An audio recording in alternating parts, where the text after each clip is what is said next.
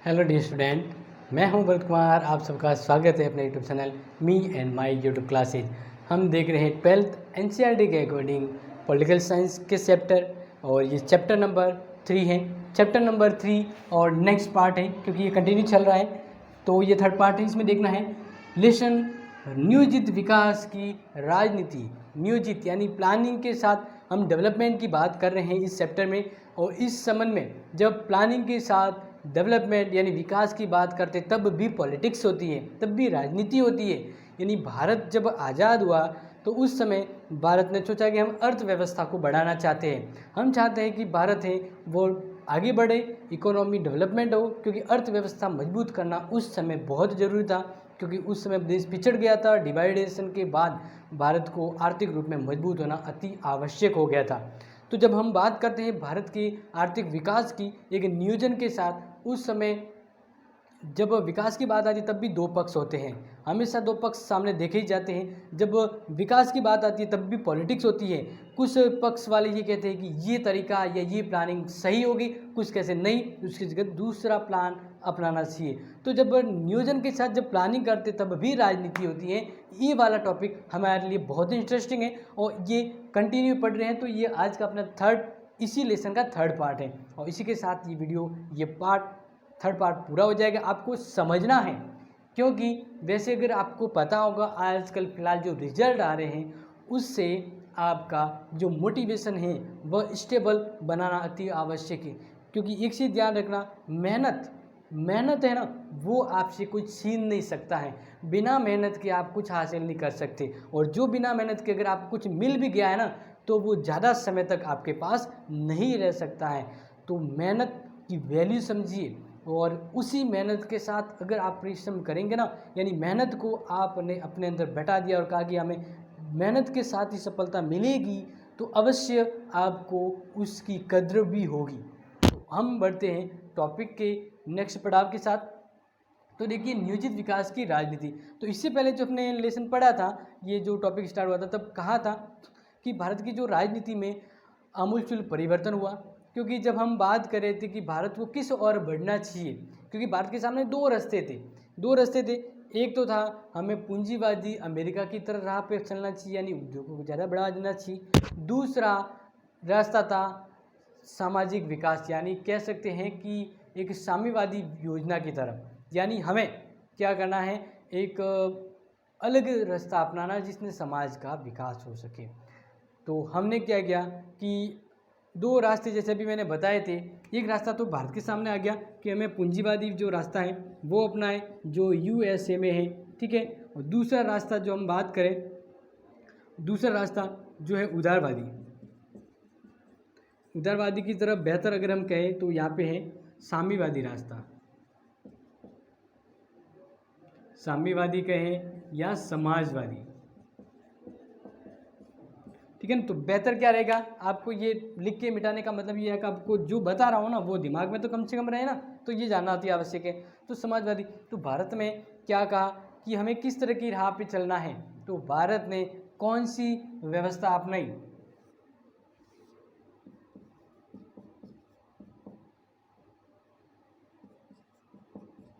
मिश्रित अर्थव्यवस्था।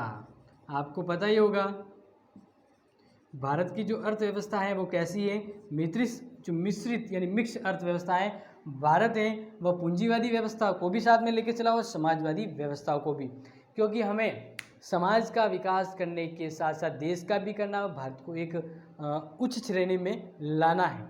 तो इस तरह से भारत ने ये लक्ष्य निर्धारित किया। लेकिन अब हम देख रहे हैं, जब ये प्लानिंग की बात आ रही थी तो पिछले वीडियो में हमने देखा था कि किस तरह से भारत में पंचवर्षीय योजना स्टार्ट हुई, उससे पहले किस तरह की व्यवस्थाएं रही थी, और बाद में पंचवर्षीय योजना में भी किस किस पर ध्यान दिया गया है। नहीं, प्रथम पंचवर्षीय योजना के प्रथम जो पंचवर्षीय योजना थी, आपको ध्यान रखना है उसमें ज़्यादा ध्यान है, यानी ज़्यादा तेज़ी लाने के लिए किस पर ध्यान दिया, कृषि क्षेत्र पर। किस पर ध्यान दिया, कृषि क्षेत्र पर। इसी तरह सेकंड जो पंचवर्षीय योजना थी उसमें उद्योगों के पर ध्यान दिया गया कि हमें क्या करना, देश की अर्थव्यवस्था भी बनानी है। तो इस तरह से जब एक पक्ष यानी कृषि क्षेत्र पर ध्यान दिया, तो दूसरे जो वर्ग थे उन्होंने कहा हमें उद्योग क्षेत्र पर ध्यान देना चाहिए, हमें देश की अर्थव्यवस्था और भारत में पैसे पूंजी ज़्यादा हो उस पर ध्यान देना चाहिए। लेकिन एक पक्ष कह रहा था हमें कृषि पर ही ध्यान देना है, क्योंकि भारत की जो रीढ़ की हड्डी है ना वो कृषि है। तो इस तरह से जब सेकंड योजना आई, पंचवर्षीय योजना, तो उसमें उद्योगों पर ध्यान दिया गया, तो किसी ने कहा कि कृषि क्षेत्र पर और पर्याप्त ध्यान देने की जरूरत है, भूमि सुधार की जरूरत है। तो इस तरह से हमारे सामने हम कहे कि विवाद आ गया था दो तरह से, तो वही हम यहाँ पे देख रहे हैं।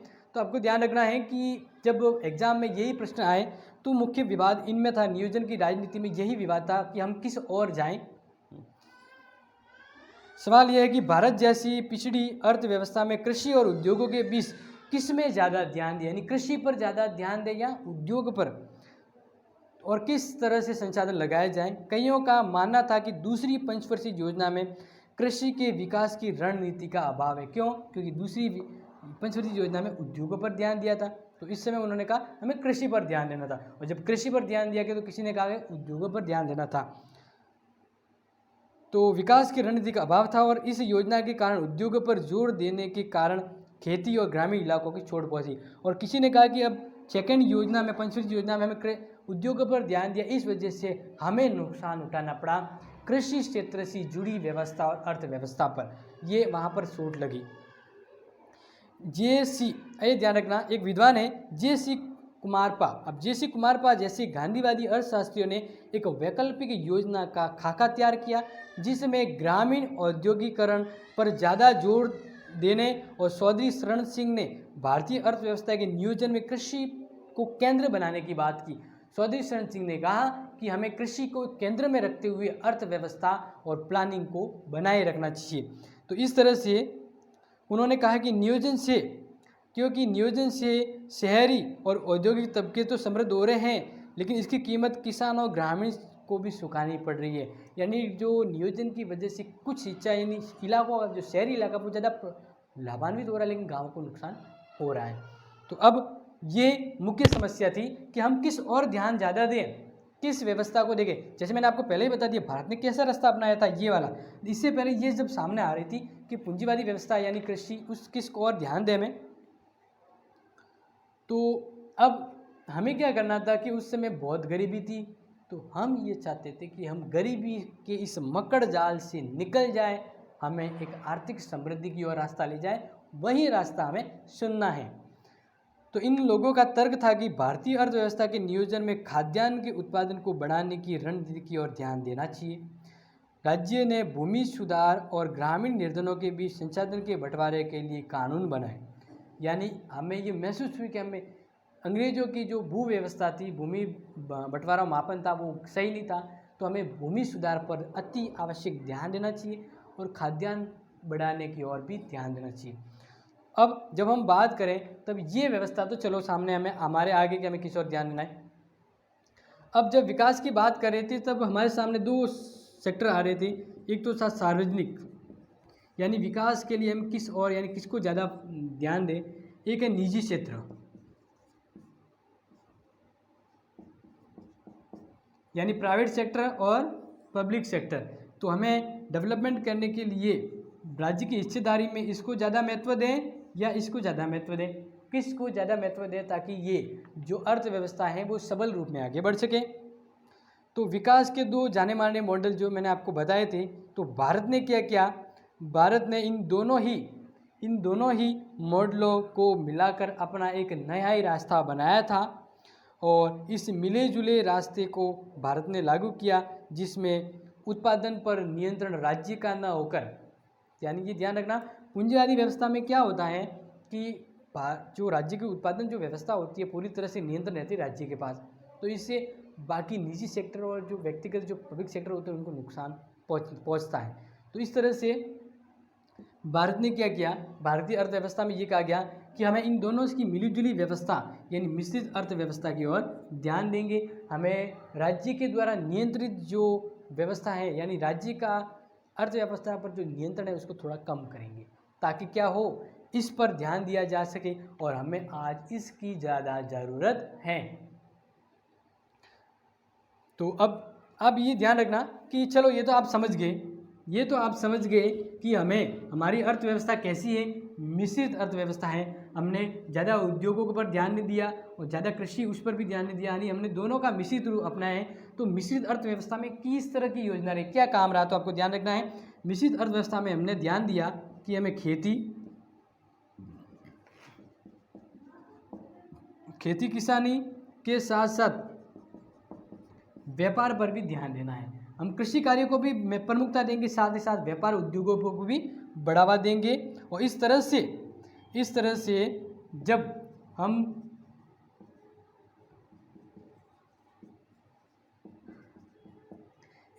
कृषि क्षेत्र पर भी ध्यान दे रहे हैं, उद्योगों पर भी ध्यान दे रहे हैं, तो ये व्यवस्था हमारी क्या कहलाती है, मिश्रित व्यवस्था कहलाती है। और इस तरह से बड़े बड़े उद्योग भी स्थापित हुए और कृषि भूमि सुधार भी शामिल हुए।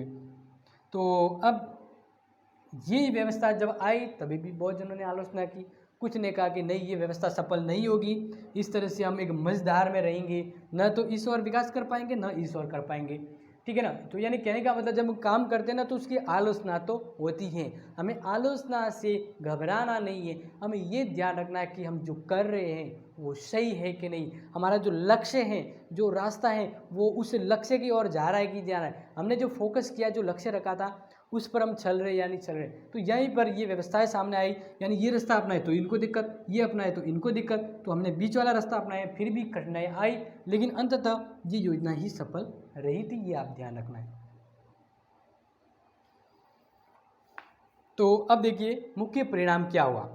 तो आज़ाद भारत के सामने, मैंने आपको स्टार्टिंग में जब अपनी सब्जेक्ट स्टार्ट की तब बताया था कि भारत की आज़ादी के दौरान हमारे सामने तीन बड़े लक्ष्य थे, यानी एक तो भारत की एकता बनाए रखना, दूसरा लोकतंत्र की स्थापना करना, और तीसरा सामाजिक विकास करना, यानी डेवलपमेंट। तो तीसरी जो भारत की चुनौती थी वो सबसे कठिन थी, क्योंकि देश का एक तरह से, यानी सभी को साथ में रहते हुए विकास करना एक दुविधापूर्ण होता है, क्योंकि भारत में लगभग 70% लोग ऐसे थे, बहुत ही गरीबी थे, नुकसान यानी खामियाजा भुगत रहे थे, गरीबी से लड़ रहे थे, और कुछ से जो सेटल थे। तो इस तरह से एक साथ सामूहिक विकास करना बहुत ही बड़ा दुष्कर, मतलब दुरुस्त कहते हैं, मतलब थोड़ा कठिन काम होता है, वो उस समय प्रतीत हो रहा था।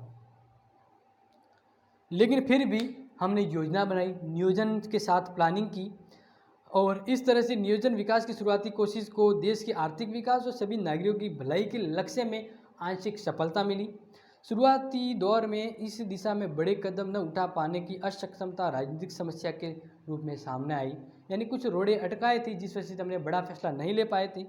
असमान विकास से जिनको ज़्यादा फायदा हुआ था, वे जल्दी ही राजनीतिक रूप से ताकतवर हो उठे, और इनके कारण सबकी भलाई को ध्यान में रखकर विकास की दिशा में कदम उठाना मुश्किल हो रहा था, क्योंकि जिसके पास पैसा है और जो जल्दी डेवलपमेंट कर रहा है, तो राजनीतिक पावर भी उनके पास आ जाएंगे, तो फिर उसके पास ज़्यादा पावर होते हैं, तो ये फिर एक जगह तो ज़्यादा कमज़ोर व्यवस्था रहेगी, दूसरी और कह सकते हैं मजबूत व्यवस्था रहेगी। तो भारत का ये जो स्ट्रक्चर है वो ऐसा टेढ़ा मेढ़ा हो जाएगा, तो वो हम नहीं चाहते थे स्टार्टिंग में। तब हमें एक बुनियाद को याद किया, एक बुनियादी व्यवस्था पर हमें ध्यान देने की महसूस हुई ज़रूरत। तो इस तरह से नियोजन विकास के शुरुआती दौर का मूल्यांकन करते समय हमें इस बात को ध्यान में रखना होगा कि इस दौर में भारत के आगामी आर्थिक विकास की बुनियाद हमें पढ़ानी है, यानी हमें एक ज़रूरत रखनी है कि हमें आर्थिक विकास करना, इसकी बुनियाद बनानी है अभी से। भारत के इतिहास की कुछ सबसे बड़ी विकास योजना इसी अवधि में शुरू हुई थी। अगर आपको ध्यान हो तो जो प्रथम पंचवर्षीय योजना है, प्रथम और द्वितीय, जिस समय हम बात करें, प्रथम जो पंचवर्षीय योजना थी इसमें हमें कृषि पर ज़्यादा ध्यान दिया था, और द्वितीय पर हमने किस पर ध्यान दिया था, उद्योगों पर ध्यान दिया था। तो प्रथम और द्वितीय पंचवर्षीय योजना में हम जो चाहते थे उस तरह से हमने विकास की योजना बनाई। तो इसी के साथ साथ विकास के कुछ इतिहास की नुमाइश एग्जाम्पल है, जिससे आपको यकीन आ जाएगा, पता लग जाएगा कि भारत की जो नियोजित विकास की रणनीति वो सफल हुई थी, राजनीति की गतिविधि के बावजूद भी। तो इतिहास की कुछ सबसे बड़ी विकास परियोजना इसी अवधि में पूर्ण हुई थी। जैसे बात करें सिंचाई और बिजली उत्पादन के लिए भाखड़ा नागल बांध जो परियोजना है, भाखड़ा नागल जो परियोजना है वो इसी के समय तो पूर्ण हुई थी। इसी के साथ औद्योगिक क्षेत्र की जब हम बात करें तो इस समय बड़े बड़े संयंत्र या फैक्ट्रियाँ, इस्पात संयंत्र लगे थे, ठीक है ना, तेल शोधक कारखाने वगैरह लगे थे। तो हमने क्या किया, भारत की सामाजिक विकास के साथ अर्थव्यवस्था की आर्थिक जो जरूरत है उसको भी पूरा करने की दिशा में हम सामूहिक रूप में चले थे। और इसलिए हमने उद्योग क्षेत्र के साथ कृषि क्षेत्र पर भी ध्यान रखा, और कारखाने, निर्मित इकाइयाँ, रक्षा उत्पादन आदि हैं वो इसी क्षेत्र में उत्पन्न हुए थे। और साथ ही साथ परिवहन क्षेत्र में भी आमूलचूल परिवर्तन हुआ। आज़ादी के बाद के समय कुछ विशाल परियोजनाओं की खूब आलोचना हुई, फिर भी बाद के समय की आर्थिक समृद्धि, जिसमें निजी क्षेत्र की आर्थिक समृद्धि भी शामिल है, इस बुनियादी बगैर संभव नहीं हो पाती थी। अब अगर हम बात करें कि कुछ ने क्या किया, यानी पॉलिटिक्स हो रही है। जब मैंने आपको पहले कहा था हम नियोजन यानी प्लानिंग के साथ विकास की इस लेसन की पार्ट की योजना को समझ रहे हैं, तो इसमें हम ये समझ रहे हैं कि जब हम कोई काम करें तो उसके पक्ष और विपक्ष दोनों सामने आते हैं। यानी सरकार जब काम कर रही है तो सरकार की पक्ष और विपक्ष की पार्टियाँ होती है, वो भी इस पर राजनीति करती है। कुछ कह रही है योजना सही है, कुछ कह रही है नहीं ये असफल होगा। तो इस तरह से कुछ ने कहा कि खाद्यान्न क्षेत्र उत्पादन पर ज़्यादा दिया, यानी खाद्यान्न क्षेत्र पर ज़्यादा ध्यान दिए ताकि लोगों की बेसिक ज़रूरत पूरी हो जाए, क्योंकि हमें बाहर से खाद्यान्न जो खाद्यान्न अन्न सामग्री है बाहर से मंगवानी नहीं पड़े। तो इस तरह से हम बात कर रहे हैं। तो आपको ये ध्यान रखना है कि एक जगह है शिवपालगंज। शिवपालगंज में एक विज्ञापन उस समय मशहूर हुआ था, जिसमें पोस्टर में था एक पोस्टर में किसान था, और किसान मजबूत हष्टपुष्ट था, और वह सिर पर अंगीछा बांधे हुआ था, यानी कहते वो पोते की तरह, और हाथ में गेहूं की फसल लिए हुई वो ऐसे काटती हुई दिखा रहा था, और उसके पीछे लेडीज है वो मुस्कुरा रही थी। तो इस तरह से ये मैसेज है वो ये दे रहा था। ऊपर लिखा हुआ था अन्न अधिक उपजाओ, इंग्लिश में नीचे भी लिखा हुआ था। तो ये आम जन लोगों को पहुंचाने का एक संदेश था, जिसके द्वारा कहा गया कि हमें अन्न को बढ़ाने की ज़रूरत है। जो हिंदी इंग्लिश नहीं समझ रहे थे वो पोस्टर के द्वारा भी समझ रहे थे। इस तरह से अलग अलग विज्ञापन के द्वारा कृषि क्षेत्र पर भी जोर दिया जा रहा था उस समय। तो कृषि क्षेत्र में जोर देने से सबसे ज़रूरी ये थी कि हमें अब भूमि सुधार पर भी ध्यान देना था, क्योंकि भूमि की जो रणनीति अंग्रेजों के द्वारा चली थी वह बहुत ही अव्यवस्थित थी, और इससे फिर नुकसान हो रहा था। कुछ जमींदार पैसे वाले तो आगे बढ़ रहे थे, लेकिन गरीब तबके के जो लोग थे वह इस अंग्रेजों की भूमि सुधार में उनकी हालत है वो ख़राब हो रही थी। तो आज़ादी के बाद भारतीय नियोजित विकास की परियोजना में क्या किया, भूमि सुधार पर ध्यान दिया गया। और अब भूमि सुधार पर क्या ध्यान दिया गया तो वो देखना है। जहाँ तक कृषि क्षेत्र का सवाल है, इस अवधि में भूमि सुधार के ऊपर सुधार करने के बहुत गंभीर प्रयास किए। महत्वपूर्ण प्रयास था कि इस समय जमींदारी प्रथा को समाप्त करना। सुधार के तौर पे महत्वपूर्ण सफलता मिली थी हमें।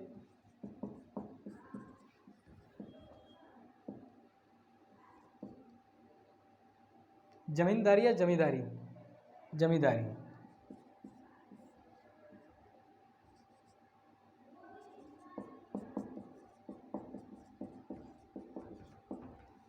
यानी आपको पता है कि जो कृषि नहीं करते हैं लेकिन वह बहुत सारी कृषि भूमि पर अपना अधिकार कर लेते हैं और काम करने के लिए दूसरों को देते हैं। तो इस तरह से जो काम करते हैं उनको अपनी मेहनत का पूरा फ़ायदा नहीं मिल पाता है, और ज़मींदारों से के शोषण के वो शिकार होते हैं। तो व्यवस्था का क्या कर दी, व्यवस्था ये कर दी कि जो जिस क्षेत्र पर काम करेगा वही भूमि उसकी मानी जाएगी। इस तरह से ज़मींदारों की व्यवस्था को समाप्त करते हुए भारत की जो कृषि भूमि और किसान समृद्ध व्यवस्था थी उसको खुशहाल करने का प्रयास किया गया। और इस तरह से ठीक इसी तरह जो काश्तकार किसान जो वो यानी खेती कर रहे हैं, ज़्यादा कानूनी सुरक्षा उसको प्रदान कर दी गई, और ये जो किसान है उसको ज़्यादा सुरक्षा दी गई ताकि वह निर्भय होकर अपनी योजना पर ध्यान दे सकें। अब उस समय हम बात कर रहे हैं कि भूमि सुधार की जरूरत की गई, और ये बहुत अच्छा सफल प्रयास भी हुआ था। लेकिन इसी समय आपको अगर पता है तो खाद्यान्न संकट आया था, क्योंकि अभी जैसे मैंने एक एग्जांपल बताया ना कि एक क्षेत्र था जहां पर खाद्यान्न को बढ़ाने के लिए ज़्यादा प्रयास किए जा रहे थे। सरकार भी कह रही थी कि खाद्यान्न अन्न ज़्यादा उगाओ, और ऐसे ऐसे पोस्टर चिपकाए जा रहे थे जिसके खाद्यान्न की जो भारत की निर्भरता है वो पूर्ण हो सके। तो हम बात कर रहे हैं 1960 से 80 की दशक की बात कर रहे हैं, और ये स्पेशली हम बात कर रहे हैं बिहार की। कहाँ की बात करें, बिहार की, क्योंकि बिहार में उस समय अकाल पड़ने वाला था और पड़ भी गया था। क्योंकि इस समय जब हम बात कर रहे थे तो आपको ध्यान रखना है कि 1940 से 50 के बीच तो खाद्यान्न यानी जिस तरह से जनसंख्या बढ़ रही थी ना, उस अनुपात में खाद्यान्न उपलब्ध तो हो पा रहा था, लेकिन दिक्कत तब आई जब उस समय हम बात करें कि 1965 से 70 के समय भारत में कुछ हिस्सों में अकाल पड़ गया, यानी सूखा। और सूखा पड़ने के साथ साथ उस समय 2 युद्ध भी हुए थे, आपको पता है। यहाँ पे युद्ध हुए थे, इन भारत को 2 युद्धों का सामना करना पड़ा, जिसमें भारत की जो विदेशी मुद्रा है वो बहुत ज़्यादा खर्च हो गई, और साथ ही साथ अकाल भी पड़ गया। यानी 2 धारी तलवार से भारत की अर्थव्यवस्था पर वार हुआ था। किस समय? इस समय। तब एक क्षेत्र की बात करें हम बिहार की, तो बिहार में उस समय कुपोषण बड़े पैमाने पर फैल गया। कुपोषण का मतलब ही ये है कि जनसंख्या बहुत ज़्यादा थी और खाने को कुछ नहीं था, लोग जैसे तैसे करके अपना गुजारा कर रहे थे। तो ये कुपोषण है वो फैला, और ये कुपोषण बहुत बड़ी स्तर पर हुआ था वहाँ पे। अनुमान के मुताबिक प्रतिदिन वहाँ पर 2200 कैलोरी से घटकर 1200 कैलोरी हो गया। यानी एक व्यक्ति नॉर्मल सा एक व्यक्ति है बिहार में या कहीं पे भी देखें 2450 कैलोरी खाना खाता है। कितना? 2450 कैलोरी। लेकिन अब ये उस समय की बात क्या हुई कि इतना खाना नसीब भी नहीं हो रहा था। उस समय कैलोरी उस व्यक्ति की कितनी आ गई? 1200 कैलोरी। 1200 कैलोरी खाना ही उस व्यक्ति को वहाँ पे नसीब हो रहा था। यानी इतनी गरीबी आ गई थी वहाँ पे, पौष्टिक भोजन है वो नहीं मिल पा रहा था। और 1967 में बिहार में मृत्यु दर पिछले की तुलना में वहाँ पे मृत्यु दर है वो भी कितनी बढ़ गई? 34% मृत्यु दर है वो वहाँ पे, यानी मृत्यु जो मर रहे हों वो दर बढ़ गई अचानक से, क्योंकि अकाल पड़ गया था, खाना नसीब नहीं हो रहा था। और इसे स्पेशली खाद्यान्न की कमी हो रही थी, क्योंकि बिहार में जहाँ पर नॉर्मली गेहूँ उत्पादन हो रहा था उस समय आधा भी उत्पादन नहीं हुआ था। तो अकाल के साथ साथ भुखमरी आनी थी। और ये बात करें उस समय कि पंजाब वगैरह उसके आसपास गेहूँ वहाँ पर उत्पादन होते थे, लेकिन उस समय क्या था कि एक राज्य से व्यापार है वो दूसरे राज्य में नहीं करते थे, ये गेहूँ वगैरह नहीं बेचे जा रहे थे। तो इस समय वहाँ पे गेहूँ नहीं पहुँच पा रहा था। तो जो उस समय सार्वजनिक समय यानी क्या है कि नॉर्मली जो नॉर्मल भाव में कोई वस्तु मिल रही थी वो अकाल के समय उसकी दोगुना और उससे कोई बहुत ज़्यादा कीमत पर मिलने लगी, तो लोगों के लिए खाने का संकट हो गया था। क्यों? क्योंकि ये गरीबी का समय था, अकाल पड़ गया था, भारत विभाजित से गुजरा था, साथ साथ ही 2 विश्व युद्ध का मतलब भारत को युद्ध का सामना करना पड़ा। तो उस समय खाद्य संकट के कई परिणाम हुए और सरकार को गेहूं का आयात करना पड़ा था विदेशों से, जिसमें अमेरिका से गेहूं मंगाना पड़ा। और अब योजनाकारों के सामने पहली प्राथमिकता, अब योजनाकार जो देश की प्लानिंग बनाने वाले थे अर्थव्यवस्था की, उनके सामने अब ये एक रास्ता अच्छे से खुल गया और वो समझने लगे कि भारत को अब खाद्यान्न यानी अन्न के मामले में आत्मनिर्भर होना है, ताकि हमें दूसरों के भरोसे रहना नहीं पड़े, हम अपनी पेट की ज़रूरत भरपाई वो यहीं कर सकें। और पूरी योजना है वो एक तरह से रेखांकित की गई और ध्यान दिया गया कि हमें खाद्यान्न पर आत्मनिर्भर बनना है, क्योंकि 1990 से 80 के दशक में भारत की जो अर्थव्यवस्था है वो 3 से 3.5% धीमी रफ्तार से बढ़ी थी। और अब हमें ये विश्वास करना था, यानी आत्मनिर्भर होना था और बढ़ाना था, क्योंकि भारत का जो भरोसा है वो टूट रहा था, उसको आत्मनिर्भर करने की ज़रूरत थी। तो इस तरह से भारत के जो आर्थिक निर्माता थे, योजनाकार थे, उन्होंने एक सही प्लानिंग बनाने की योजना सोची। तो आई थिंक आप समझ गए होंगे इस लेसन में हमका अपना ये लेसन क्या था, नियोजित विकास की राजनीति। प्लानिंग के साथ अलग अलग राजनीति भी हो रही थी, लेकिन जिस तरह की सिचुएशन सामने आई, भारत ने अपनी अर्थव्यवस्था को धीरे धीरे मजबूत करना सीख लिया। आप ये समझ गए होंगे ये वीडियो, और ये लेसन यहीं पे समाप्त होता है। इस वीडियो को आगे ज़रूर शेयर करें, जो अपने क्लासमेट के जो स्टूडेंट है, जो फ्रेंड्स है, वो नहीं देख पा रहे हैं और वो पढ़ाई नहीं कर पा रहे हैं, उनको कहें कि हे बंधु पढ़ाई कर ले, वरना हर बार कोरोना नहीं आएगा कि आपको अच्छे परसेंट दे दे। जो least study hard then you success if you, यानी कहने का मतलब रीजन ये है, अगर आप सफल होना चाहते हो तो मेहनत तो करना पड़ेगा, ठीक है ना, क्योंकि मेहनत का फल है वो मीठा होता है। तो मेहनत करोगे तभी तो फल का टेस्ट कर पाओगे। तो thank you and have a nice day.